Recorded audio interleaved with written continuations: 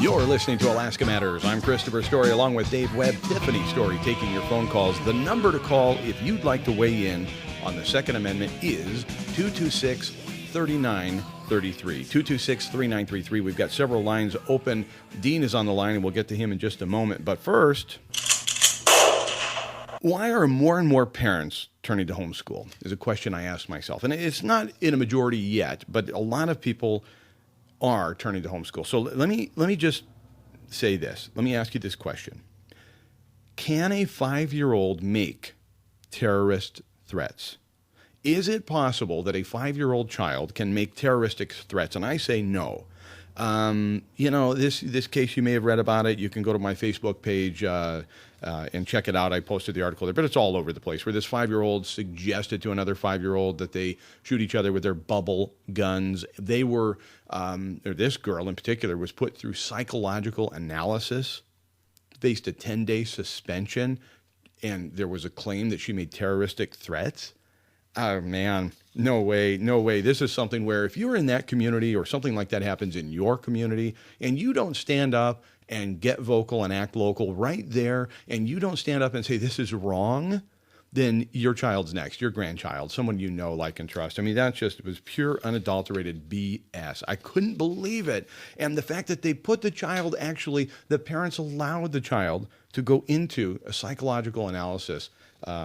Unbelievable. That's just another example of why we can't take our eye off the ball even just for a moment. And today, of course, we're discussing the Second Amendment and you. What does the Second Amendment mean to you? Call in 226-3933. Well, here's the Second Amendment as it actually reads. A well-regulated militia being necessary to the security of a free state, the right of the people to keep and bear arms shall not be infringed.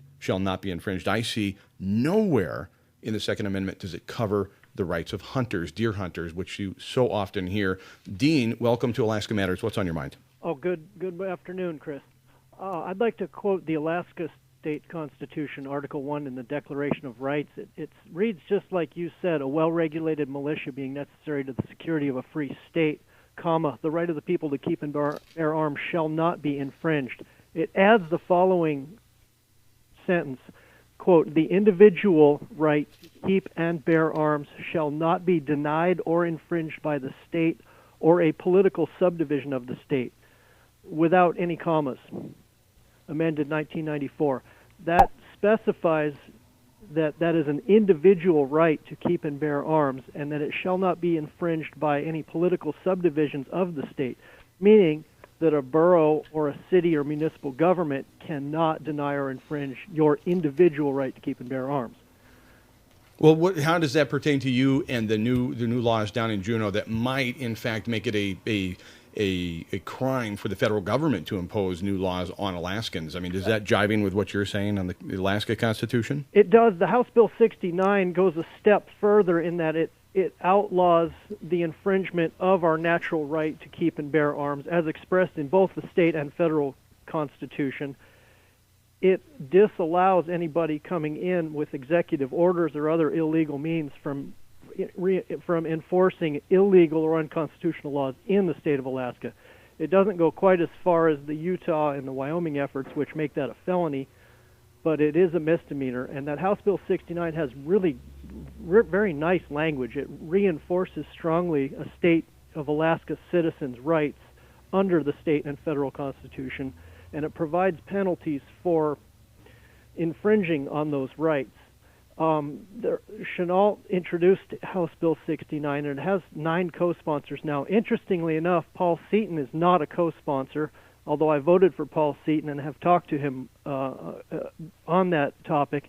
I'm unable as of yet to get his co-sponsorship on that bill. So maybe if a few more people would contact him, we can have him change his ways. And when House Bill 55 came up, I sent him an email, I emailed him and asked him if he was going to be in support of House Bill 55, which is Bob Lynn's bill allowing for people that are not felons to carry guns onto school grounds, and that would include school teachers and other staff members and so forth as a means of protection.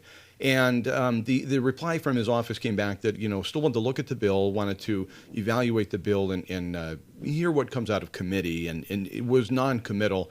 And it makes sense, I think, Dean, that a legislator would want to take a step back, read the bill actually, and know what's in it before it's passed. I appreciate that. But like you, I do want to see my representatives support our rights. And Dean, do you think it changes the conversation when we say it's not assault weapons that are under attack, but actually semi-automatic guns? Does that change the conversation, and can we help educate the people in our sphere of influence with that? The term assault weapon is merely that's a hysterical.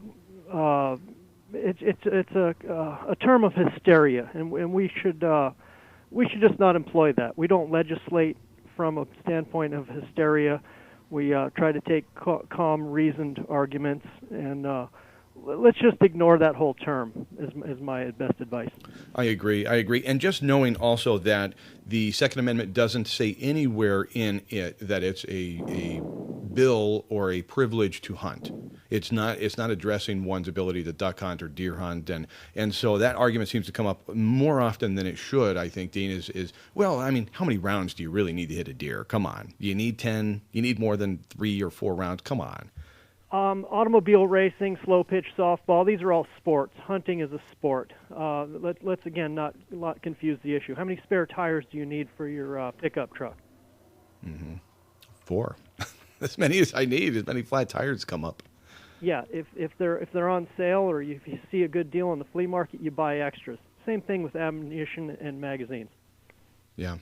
All right, Dean. Well, I appreciate it. Keep up the efforts that you're making as an individual, and you obviously have taken it upon yourself to contact. You've read the bill, you've read the proposal, and you've contacted your representatives. In my opinion, it doesn't get much more getting vocal and acting local than that. So, bravo to you. Let's also we'll welcome when we're calling our reps in Juneau. We can also call Anchorage and other areas representatives, and we should welcome Lindsay Holmes to our side of the fence. She recently jumped across from being a Democrat to being a Republican, and I'm hoping to hear her sponsorship on both House Bill 55 and House Bill 69. All right, Dean. It's been you know what, Dean? You know what I'm going to do? You're right in the neighborhood of the Sourdough, and it's under, as you know, new ownership, new management, and it's phenomenal. I want to send you to the Sourdough for free. So come down here to Story Real Estate. I've got a gift card for the Sourdough Fresh Bakery with your name on it. And I want you to go down there and have some lunch, and you can continue your radical thinking right there. Thank you, Chris. I consider myself more of a conservative, and I will check out the Fresh Sourdough Express under new ownership. Thank you. I know, you're welcome. Yeah, no, that was a joke. The radical. That's the idea. It's sort of tongue in cheek that it's really radical to start quoting the Constitution, let alone the Alaskan Constitution, and that's just awesome. I think we all can benefit from that. The number is 226-3933. 226-3933. We're going to take a quick break and more of your phone calls on the Second Amendment here on Alaska Matters.